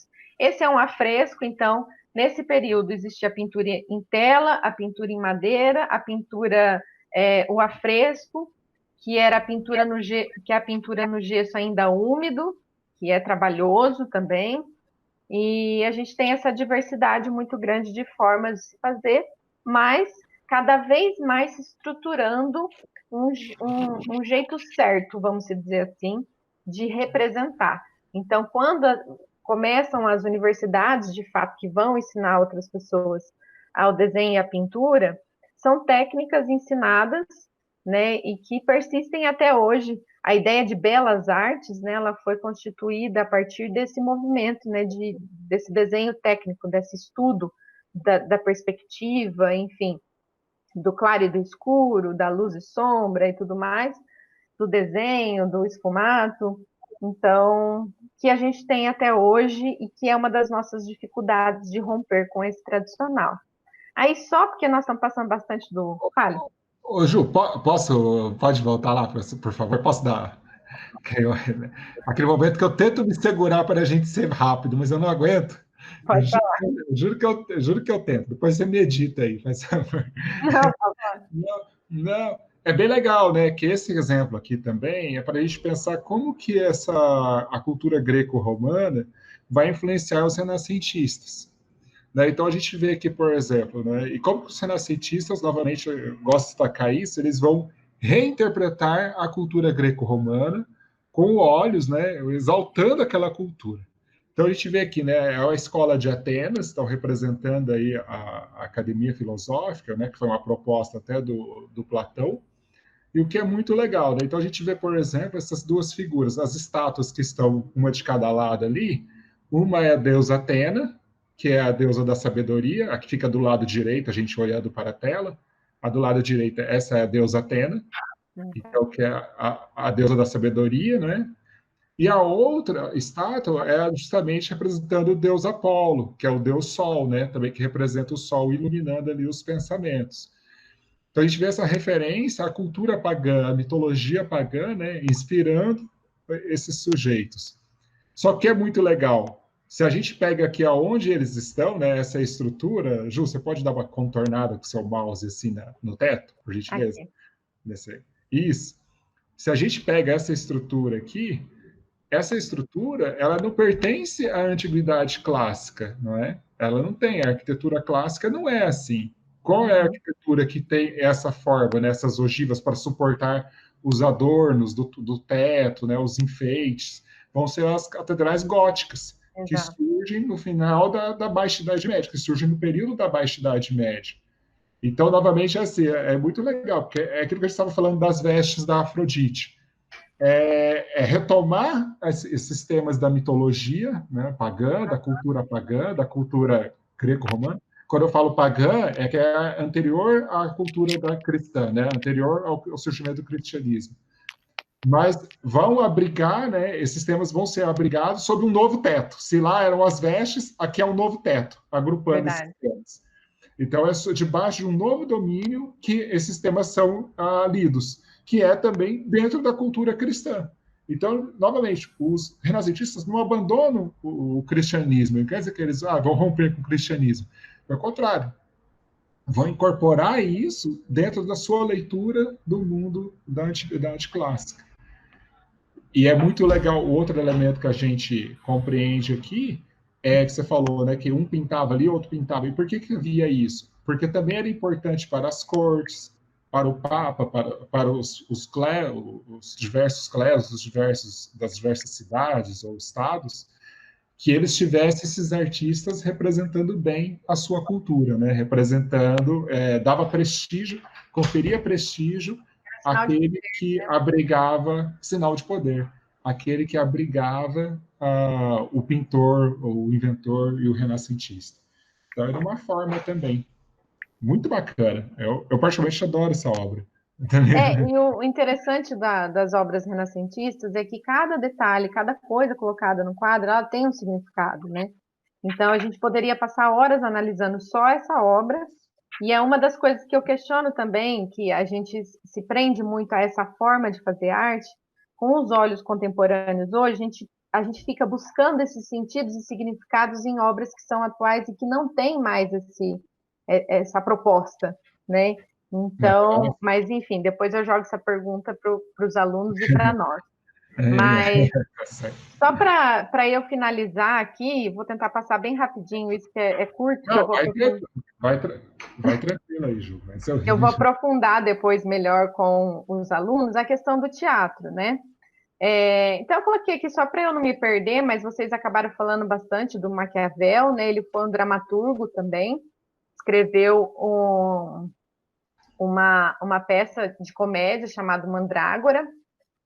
E aí o teatro, ele por muito tempo, quando a gente fala em teatro, a gente está falando, na verdade, em texto teatral, não necessariamente do que era encenado, tá? Mas tem o teatro elizabetano, vai ter Shakespeare também. Shakespeare é muito claro o retorno também às tragédias, né, e às comédias gregas e romanas, enfim. O Miguel de Cervantes, que o Max já falou, mas enfim, só para eu não me perder aqui. Mas eu queria falar também que tem a ver com o que eu falei com os alunos sobre o teatro na Idade Média. O que aconteceu na Idade Média? O teatro foi impossibilitado de acontecer porque ele fazia parte da cultura pagã, né? Então, as grandes encenações consolidadas é, durante a cultura grega e romana, né? Nos grandes anfiteatros, as peças todas que eram encenadas, né? Estavam vinculadas a uma cultura pagã. Então, quando a igreja passa a dominar, isso está terminantemente proibido, né? Então, o teatro, ele teoricamente, mas não foi bem assim, ele deixa de existir. Começa a existir de novo dentro da Idade Média, dentro das igrejas, né? Então, é possível eu começar a fazer uma representação ali, por exemplo, da ressurreição de Cristo, né? E aí eles foram entendendo na Idade Média que o teatro era muito didático para essas pessoas que não sabiam ler, né? Então, eu posso ensinar sobre céu e inferno, por exemplo, através do teatro. Então, as encenações foram ficando muito grandes para dentro da igreja e elas passam a ocupar as praças. Só que aí, quando ela sai para a rua, também ela perde um pouco do controle, né? Então, o artista nunca vai ser conformado com as imposições do que ditava a regra, né? Então, outras formas de se desenvolver o teatro, ele continua existindo. Então, quando o teatro sai de dentro da igreja e passa a ser encenado fora, outras coisas vão se incorporando, né? E quando vai também passando a Idade Média, né? E quando começa essa transição aí para esse período do Renascimento, novas formas de fazer teatro de rua existiam para além daquelas do teatro religioso, né? Então, você vai ter a proliferação da cultura popular do teatro mambembe, né? Do teatro de rua, do teatro de carroças, e a gente tem um estilo desenvolvido naquele período do Renascimento e que a gente estuda até hoje no teatro, que é a comédia dell'arte, né? A comédia dell'arte com essas figuras estereotipadas, que vai, obviamente, que é comédia, né? O próprio nome diz, mas são tipos de personagens que eles vão sendo estudados e é passado de pai para filho. Então, se você nasceu numa família de Arlequim, você ia estudar e você seria um Arlequim também, porque era uma construção de toda uma vida. Porque esse tipo de teatro popular, ele agregava, como vários dialetos, por exemplo, na Itália, existiam vários dialetos italianos, para que em vários lugares eles pudessem ser compreendidos, o corpo, a encenação do corpo era muito importante. Então, eles vão misturar artes circenses, vão fazer o uso de máscaras, que era algo muito comum na Grécia, nos teatros gregos e romanos, né? Então, eles voltam à utilização de máscaras, só que agora não é mais a máscara inteira como era no período clássico, né? É uma meia máscara para possibilitar a fala. Então, cada personagem vai ter uma máscara definida, um jeito definido de andar, de falar. Era muito baseado na improvisação, e aí tinha a diferença é, dos ricos e velhos, dos jovens e os empregados, né? Eram os jovens e os empregados e os enamorados, né? Que tinham as histórias de amor e tudo mais. Mas, enfim, ressaltando uma coisa que foi crescendo durante a Idade Média, que é essa comédia de costumes, né? Que é de falar mal de si mesmo, da sociedade, enfim, das instituições. O teatro de rua acaba se dando essa liberdade de falar mal de tudo e de todos. E vão se estabelecendo esses tipos que se estuda até hoje. A ideia que nós temos hoje do palhaço, né, do clown, ela surge aqui também, dentro da comédia dell'arte. Então, essa estrutura que a gente tem, que a gente acaba vendo em filmes ou mais em filmes que eu posso citar aqui, que são mais famosos, essa estrutura ela já existe muito lá de trás, que foi se estudando esses tipos cômicos, o tempo da comédia, que você pode falar, dar a deixa para o outro falar, enfim. Isso tudo foi sendo estudado aqui na comédia dell'arte. Então, eram encenações que eram apresentadas nas feiras, né? Para quem estivesse passando, aqui que começa também com a prática de passar o chapéu para recolher o dinheiro, que era assim que se sustentavam essas companhias. Eles viajavam em carroças, né, e faziam suas apresentações com muita música, né, chamando muita atenção, e era um teatro do povo, feito pelo povo para o povo. Mas a gente vai ter também, por exemplo, o teatro de Shakespeare ganhando força no que a gente conhece como teatro elisabetano. E aí esse teatro elisabetano vai ganhando forma. E aí vai tendo, inclusive, um tipo de teatro construído para essas representações. Né? Então, a comédia dell'arte na rua e o teatro de Shakespeare, por exemplo, sendo encenado no teatro elisabetano. Que essa aqui é uma reconstrução, porque em 1599 ele foi construído, mas uns anos depois ele pegou fogo, destruiu tudo. Se eu não me engano, foram 2 vezes que ele pegou fogo, e essa é uma construção mais recente desse espaço. Então, lembra um pouco a configuração dos anfiteatros gregos, né, e romanos, mas é numa escala um pouco menor, né, do que era. Então, tem toda uma forma onde aqui ficavam as pessoas que não tinham muito dinheiro para pagar, e aqui ficavam as pessoas, obviamente, que tinham mais dinheiro para ficar deslocada dessa população que ia lá assistir. Área E aí, VIP. oi? Já existia a área VIP. Já existia a Já área existia. VIP. O setor VIP já era presente ali. Exato. E aí eu trouxe aqui o Teatro Olímpico de Vicenza, que foi feito em 1579, e ele é o que hoje a gente considera, ele é o começo ali do que hoje, até hoje a gente mantém, que a gente chama de palco italiano. Essa estrutura é uma tentativa de copiar também como eram os anfiteatros, né, gregos, e aí eles fazem isso numa escala dentro de um espaço ali construído, é, milimetricamente projetado, não é ao ar livre, mas existe uma alusão a essa pintura aqui desse céu, né? Era para você achar que você estava lá no período antigo, né? Então, a ilusão de perspectiva. Por que as peças de teatro também começam a ganhar espaços?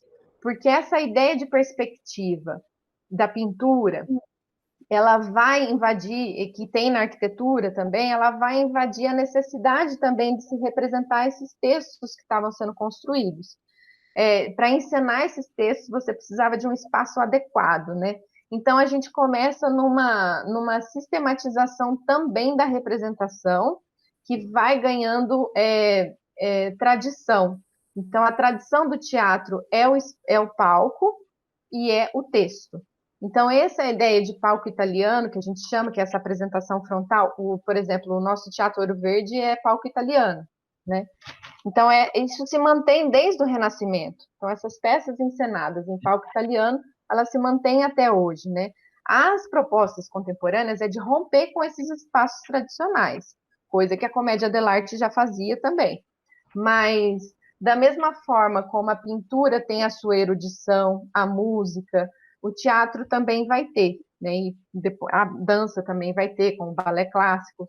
Então, tudo isso vai se formando dentro do que nós conhecemos, que a gente fala dentro da arte como a arte da tradição, tá? Então, acho que era um pouco isso que eu queria falar dos teatros, depois eu vou entrar com eles para falar coisas mais específicas. Normalmente a gente foca bastante na pintura, em segundo lugar, as esculturas. Nossa, mas o teatro é muito bacana. Eu não conhecia dessa forma. Muito legal. E quando eu apresentei para os alunos sobre o teatro na Idade Média, porque o Renascimento fez isso com a gente, né? Passou a ideia de que a Idade Média foi horrorosa, né? Que foi sem cor, sem vida, e pelo contrário, né? E o teatro, ele traz muito desse aspecto, né? Essa força que o teatro tem também, dessas encenações, e as conquistas que ele foi tendo. Então, os alunos ficaram bem impressionados com que eu pude trazer um pouquinho sobre a arte lá na Idade Média, e aí eu quis trazer como que ela foi, não esse conceito de evolução, que a gente não usa isso dentro da arte, né? Mas o quanto ela foi se modificando. E que não é porque existe uma erudição, né? Por exemplo, não existe um patrocínio para que aquela seja a arte certa, que outras coisas também não acontecem, né? Então, e o teatro, ele sempre vai subverter todas as lógicas possíveis das regras, mas enfim. Mas é isso. Muito lindo, legal. Isso aí. Falta muita coisa. Desculpa, Gonçalo, fala. Tem um trabalho danado com a edição aí, né? Eu acho que eu vou deixar do jeito que tá. O assunto é tão interessante que a gente extrapola o tempo. Eu vou dividir em 2 aulas, para dizer, ó, depois, em uma semana eu publico um, daqui em 15 dias eu publico o resto. É legal, uma boa alternativa para eles assistindo também aos poucos. Mas é legal o quanto que vocês contribuíram, assim, porque às vezes eu acabo falando, às vezes, só da técnica em si, né, de como o artista chegou àquela resolução e tudo mais, ou por que aquele estilo existiu, mas vocês vêm contribuir porque o homem que produz a arte, ele tem todo um aspecto histórico, filosófico, enfim, né, que influencia a sua produção, né, o contexto, ele é muito importante, então vocês vieram só me ajudar a esclarecer muitas coisas, muito bom. Eu mais aprendi do que contribuir, mas achei tudo muito interessante. Não, eu também aprendi muito aqui, viu? Ju e Gonçalo, olha, Gonçalo, mais de não sei quantos anos depois, continua me ensinando também, Gonçalo. Nada, a gente aprende. Ju, mas aprendi muito, viu? Obrigado também, agradeço. Eu que agradeço, gente. É ruim porque a gente acaba fazendo recortes, quando eu pego, o que eu vou falar? É tanta obra, é tanto artista. Uma coisa leva a outra, um artista está inspirado em outro, então, assim, fazer esse recorte não é fácil, né? Não. Mas acabo trazendo os mais clássicos, porque acaba sendo também uma referência que eles vão ter, às vezes, no vestibular, né, em outros lugares, mas é importante ter essa noção do todo, né, da produção, que ela é muito rica, muito intensa. Não, está certo, importante. Gente, agradeço demais a participação de vocês e vocês terem topado isso, da gente fazer essa aula. Quando quiser fazer durante encontro síncrono, também, a gente também possa entrar numa boa. Bem tranquilo. Não dá a mão que eu pego o braço. Não, pode marcar. Eu juro que eu faço esse esforço de me controlar e falar menos, porque eu sei que tem uma hora. Muito bom. Obrigado, gente. Não sei se vocês querem falar mais alguma coisa. Não. Para mim foi um prazer. Agradeço a oportunidade. Um abraço, Juliana. Um abraço, Max. E sempre que possível, tendo o tempo, a disponibilidade, estou aí à disposição. Muito obrigado, gente. Eu também agradeço, Ju, Gonçalo, nós agradeço imensamente por esse momento, que a gente acaba tendo umas trocas também, né? Nosso objetivo é fazer, assim, ministrar alguns conteúdos para os alunos, mas a gente vê o tanto que a gente aprende um com o outro nesse aspecto, né? De diversas formas. Seja do conhecimento, seja da forma de interagir. Então, eu agradeço muito mesmo. Obrigadão. E um abraço para a galera do terceiro ano aí. Espero Um abraço a todos os bastante. jovenzinhas aí. Olha, espero que estejam bem, se cuidando, e logo nos encontramos novamente. Muito bom, gente. Muito obrigada. Eu vou encerrar aqui a Obrigado. gravação. Tchau, tchau, tchau, tchau. Tchau, tchau, gente. Até mais. Tchau, tchau, Ju. Tchau, tchau, Gonçalo.